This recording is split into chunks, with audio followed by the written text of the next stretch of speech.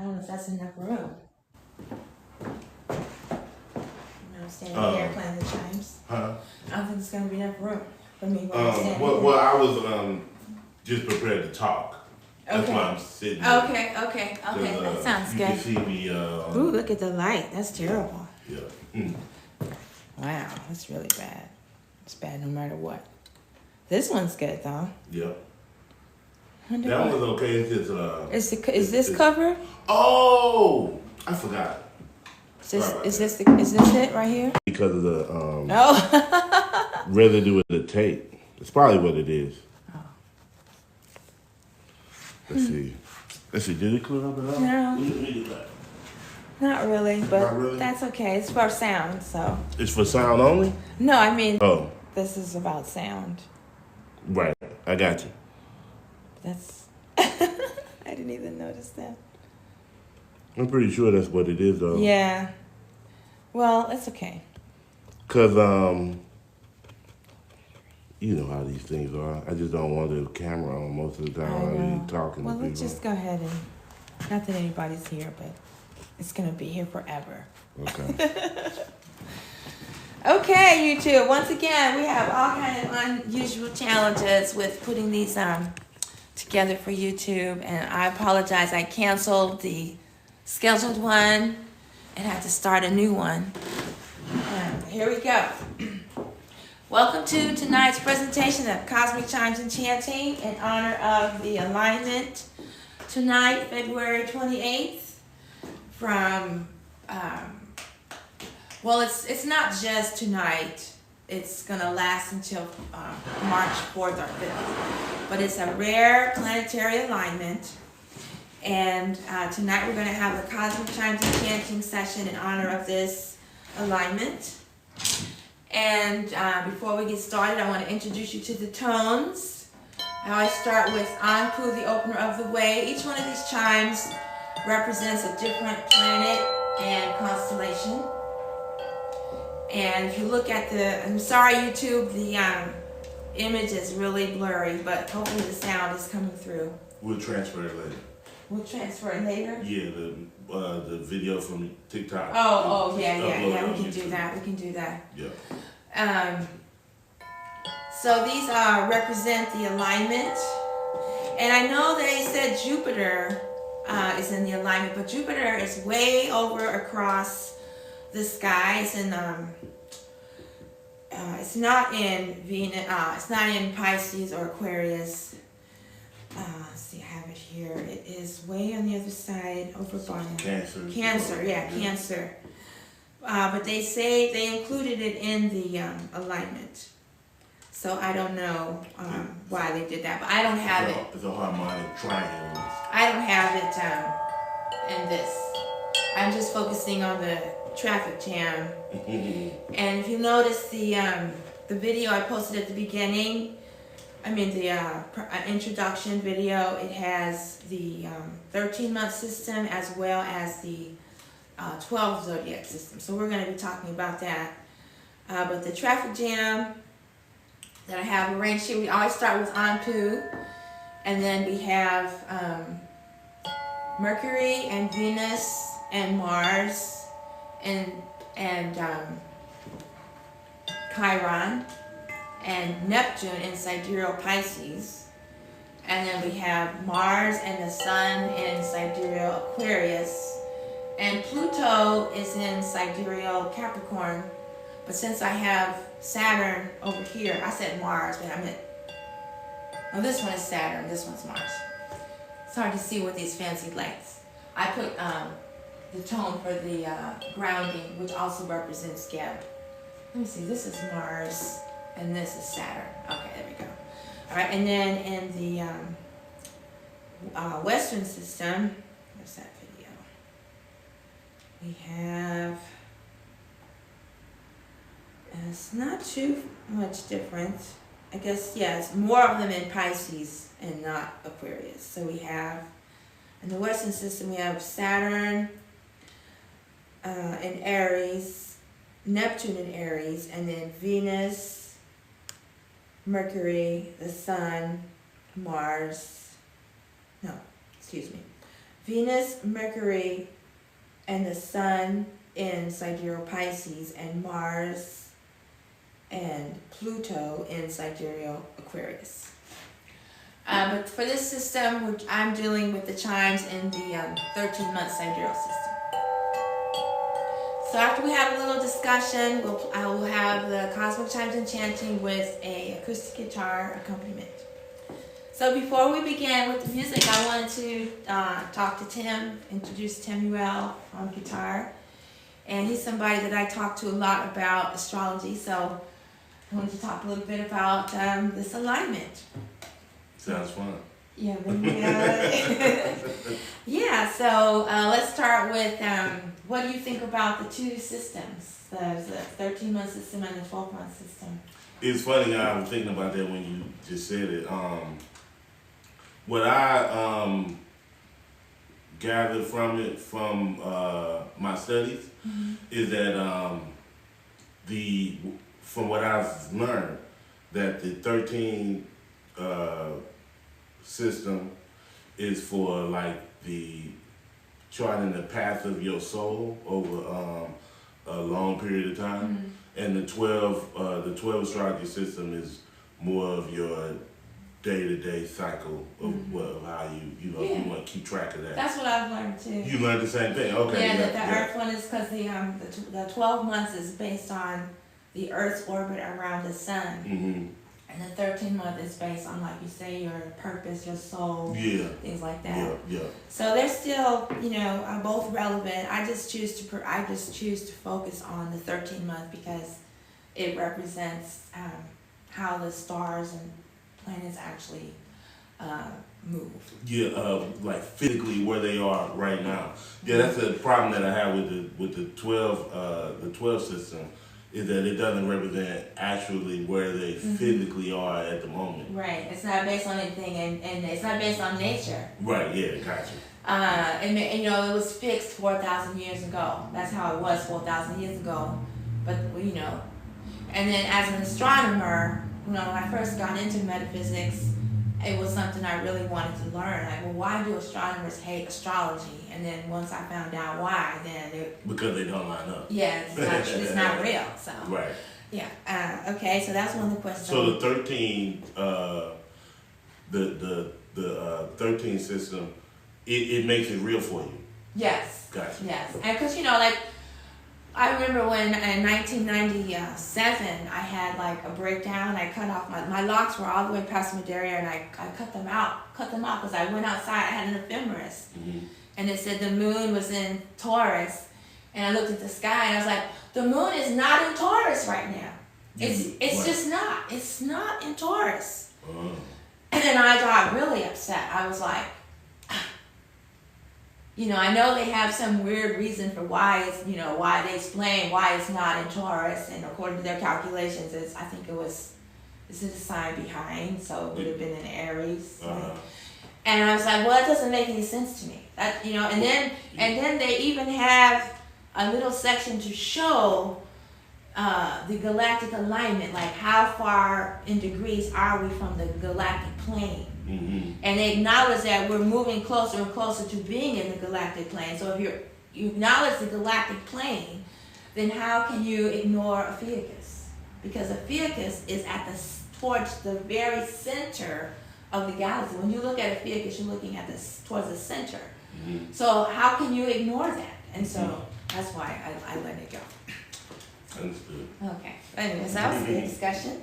And then I didn't get to watch a whole lot of videos about this. The one I posted, the brother from Afro Scientific Spirituality, that's when I first found out about it. And watch the video. His take is really interesting. It's a time when we can travel to the other planets, and each planet represents a deity, a god or a goddess. So it's a time when you can communicate with them, you can visit them, you can visit other planets. Your ancestors can come in here visit us. So he had a really interesting perspective on it, and I haven't really thought about it. It's like you can jump from planet to planet, and I know a lot of people portray it as being in a line, you know, but it's does like it's not really like that, you know. You could go out and look at the planets tonight and see some of them, but I wouldn't say they're going to be in a line, you know. But they're in the same part of the sky? In the same part of the sky, yeah. So, but it's still, you know, like if you look at the chart, it looks like they're in a line, you know, because they're all in one line in the arc. They're not technically, it's not a conjunction, is it, tonight? It's not considered a conjunction. Okay, it's not a conjunction. All, If it was a conjunction, it would be a real line. True. Right. True. That's true. That's true. Yeah. But I mean, they're all just, you know, a few degrees apart. Mm-hmm. But I don't know why it's not considered a conjunction. Right. It's an alignment. Right. Yeah. But do you have any comments on what does it signify to you? What does this alignment to you? I like to give my thoughts on the other side of it after I live through it. Okay. You know what I mean? Yeah, like I said, it's not just in this moment. Like if you go out tonight, you could see, Venus. You could probably see Mercury. You could see Saturn. You won't see Chiron. You won't see Uranus. I don't know if you'll see Mars because they're so close to the sun, and you won't see Pluto. So, but you can go out and see the stars now that the sun has set. I see this as a portal opening to like a whole new experience, and like you said, it's not just this moment. I think it's gonna be like this until March 4th. You know, Mercury is probably the fastest moving planet, so that's probably the one that will move. It's also retrograde right now, but the other ones will be here for a while. Even the sun will be here for a while. We have to mention that there will be a full moon solar eclipse on the 3rd. On the 3rd, oh, okay. Yeah. Okay, full moon solar eclipse on the 3rd. So it's kind of like this is gonna like the build intensify. up. Yeah, right. Plus Mercury is retrograde. Yeah. Okay. Well, let's see. Let's break it down. What time is it? I don't want anything to die. Is this thing still charging? It's still charging. Okay. Sometimes I break it down once I start singing, but I thought it would be fun to talk about it. And I thank you, all of you who are joining on TikTok. I hope you're enjoying tonight's presentation. If you're on YouTube, I hope the sound's coming through. I will upload the TikTok version over to YouTube. Yeah, sorry YouTube, it looks kind of shady over and there. that's probably, yes, Constance Woo Woo, and it's my fault, it's my computer. Supporter on YouTube and TikTok. Okay, so we always start with Anpu, the opener of the way. And Anpu represents, the dog star, Sirius, the constellation of Sirius. I'm kind of, bummed. It's been really cloudy, so I was not able to see when the moon was inside of the sacred hoop. Jupiter just recently left the sacred hoop, so I missed all of that observation because it's been kind of cloudy. But anyway, so Anpu represents the dog, the great dog. It's the opener of the way. So I start all of my work with Anpu. So now we have the constellation. This is according to the 13-month sidereal chart. We have Mercury, Venus, Saturn, and Chiron, and Neptune in sidereal Pisces. And Mercury is retrograde. So, we're opening the way for... the fact that Mercury is retrograde, that's another, I call them portal openings to a more intense experience with Jehuti. Remember, we're dealing with the Hermetic Neteru, the cosmic forces. So Jehuti represents the cosmic mind and divine intelligence. So we're having a breakthrough in our communication of our emotions, expressing our emotions.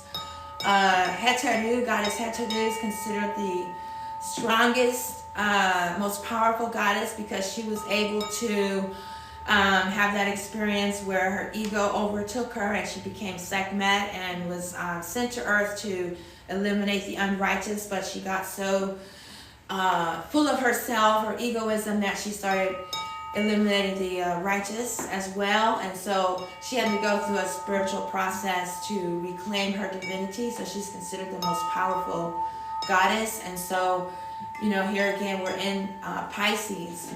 So it's about expressing our emotions, the beauty path and the beauty in all things. And even when we're spiraling out in our emotions, finding a way to bring us back to our divinity. And in the myth of Heteru and Jehuti, it was Lord Jehuti that brought Heteru back to her divinity. So that means by tapping into our intelligence or studying the scriptures or wisdom teachings, and we can bring ourselves back to expressing our emotions, calmly, not spiraling out like I was last week. And then we have Saturn or Geb, which has to do with our physical, our stability and our structure, our security, setting boundaries, transcending limitations. Again, it's in sidereal Pisces, which deals with our emotions. So, wasn't there a conjunction with Neptune and Pluto? Neptune and Saturn. Neptune and Saturn. Okay. 0 degrees right now. Okay, so that's what this is. They're still in that. 0 degrees Aries, but in this is in Pisces. Yeah. Okay. So we're still dealing with that conjunction with our emotions, and let's see. I would say that when we're able to express our emotions with, love and beauty and kindness, we can break free of limitations rather than just keeping them inside. And then with Chiron Chiron's been in Neptune for a long time, and that's again releasing our emotions as cleansing, cleansing our soul, our heart, our REU. I just attended Dr. Ashby's lecture on how long does it take for enlightenment. He got his new book, and basically, it's about cleansing our REU through Shedi and devotion, and purifying our heart and our emotions. So I would say that's what this represents, this alignment with all these planets in sidereal Pisces. And then we're moving on to sidereal Aquarius. Oh, and Nebuhet is, let me go back. So Chiron in this horoscope system signifies Imhotep, who is the only human in all the constellations. Imhotep is the only human who's reflected in a constellation. And at horoscopes, that represents the constellation of Ophiuchus. But Chiron is known as the wounded healer. So it's about our self-care and, again, releasing our emotions so that they don't turn into illnesses. And then Nebuhet represents Neptune, the lady of the house. So that's like our physicality, our mortality. Again, expressing ourselves, releasing our emotions is a path to health and wellness. So now the next constellation is sidereal Aquarius. So we have Mars, which is Set, our ego. And we're not trying to kill our ego, we're just trying to defeat our egoism, tame our ego so that our ego is protecting us instead of driving us to disaster. And then the sun, of course, is Ra, representing creation, our creativity. It represents the mind, and the mind is actually the house of the ego. So it's where the ego resides, is in our mind. So you can't really listen to your mind. You have to learn how to use your mind, but not let it rule you, not let your ego rule you. And they're in the sign of sidereal Aquarius, which is ruled by Heru, Uranus, the rebel, one who goes his own path. Heru represents spiritual victory and our spiritual aspiration, what the soul is here to experience. And usually, like Sebama said, that's from seeds of impressions from our past lives, our past experiences, our ancestors. It's in our REU, and so the path to spiritual victory is also by purifying the heart and the REU. Last but not least, we have Pluto in sidereal Capricorn, but since I already have that over here, I just closing it out with Geb for grounding. Pluto represents Asar, the universal soul, and we represent, or we are the universal soul. We're all having an Asarian journey you know, Asar was tricked by his ego, his brother Set, and his brother Set cut him into 13 pieces. They only found 12, and so he reigns in eternity. And so we're going through this entire spiritual journey to attain enlightenment, purify our you so that we can live freely and purely in eternity. That's basically what it's all about.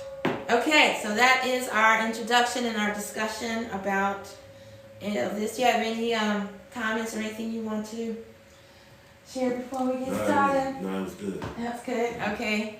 Yeah, so that's Horoscopes, where we talk about the astrology, astronomy, how it corresponds to the cosmic forces of nature, the gods and goddesses of ancient Kemet, and also other original indigenous cultures and traditions.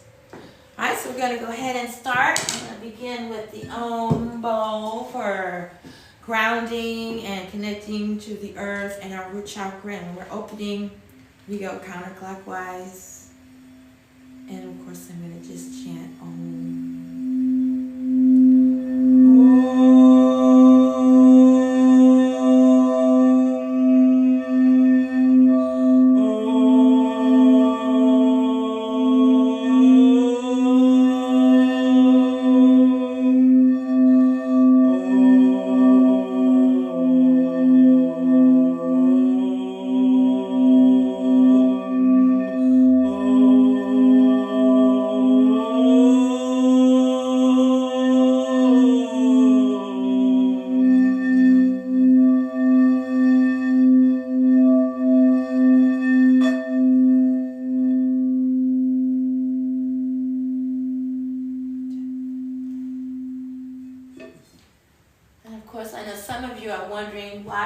Chanting Om if this is Kemetic spirituality. Well, Dr. Ashby has uncovered that the first time Om was actually written or mentioned in scriptures was at the Leiden Papyrus. There's a symbol there that is the earliest version of the Om, and in addition to just being the universal sound or the oneness of, I have a whole series of videos on Om, so I'm not going to go into that now, but it's also another way of saying Amun. You know, Amun is the witnessing consciousness underlying all of creation in the universe. But I have several videos on that already, but that is just an explanation for, brief introduction or explanation for why I'll be chanting Om. I'll be chanting Om during this Cosmic Chimes and Chanting session. I'll be chanting the Om and the names of the deities. Dua means adorations or thank you to these forces, and then Nuk or Nukpu means I am that cosmic force.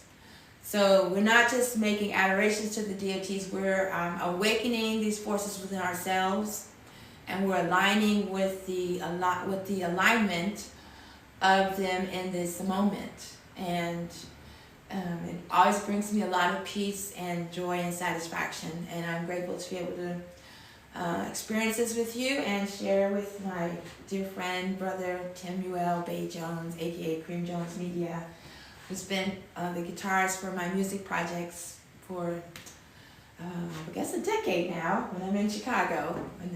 So, all right, so he's going to accompany me on guitar. This is the first time we've done this, right? Yeah, first time, yeah. Okay, so here we go.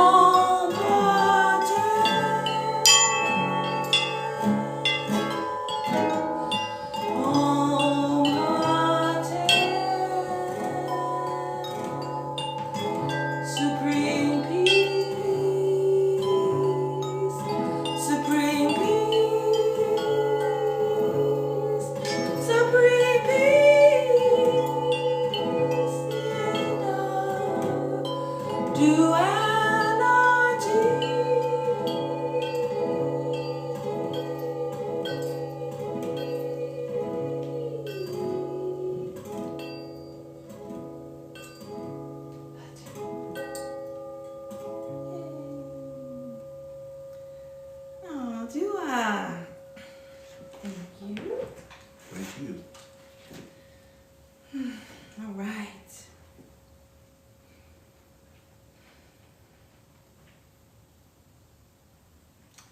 Well, I hope you all enjoyed the presentation. Looks like we got a couple of comments on here. Thank you so much for the love on TikTok. And we've got a couple of viewers here. Thank you so much. It felt really good. All right. Yes. All right, so I'm going to play the Om bowl in the opposite direction to seal in all the goodness. Thank you so much for the love. And we'll be back soon.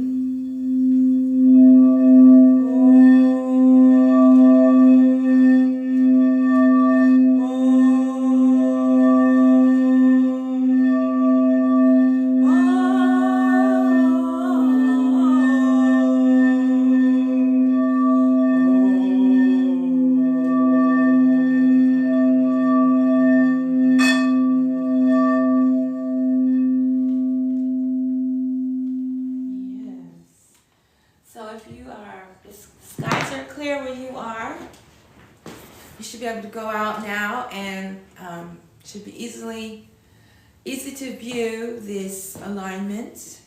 If I'm able to, I'll post a star chart of Pisces, Aries, and Aquarius so you can see where to look.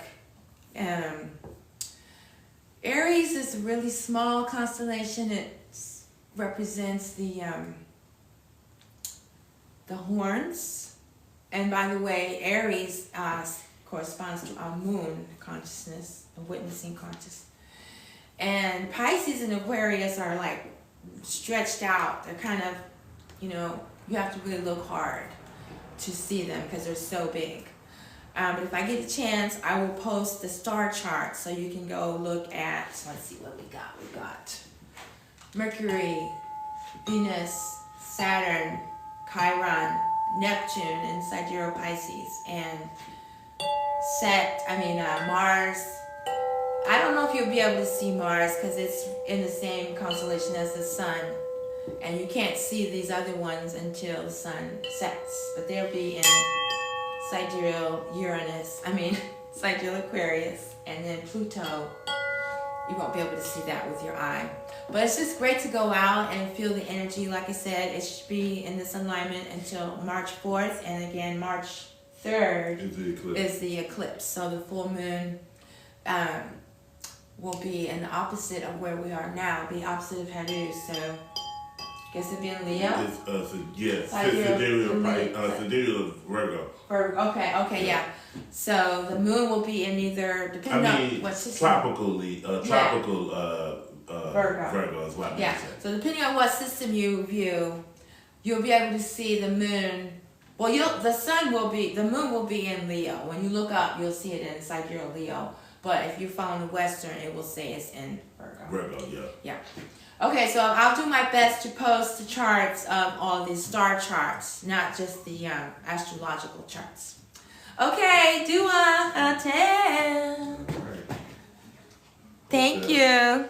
Let's see, that is Tasha T is showing me the love. Okay, Tasha T. And you did that on TikTok? I did this on TikTok and YouTube. You can share that with my page and I'll put it on mine too. Okay. And maybe you'll get some new viewers. Yeah, and I usually post something on Instagram. Okay, now it's not letting me leave YouTube. That was fun. I never do this. This is my second one. I think that was like my first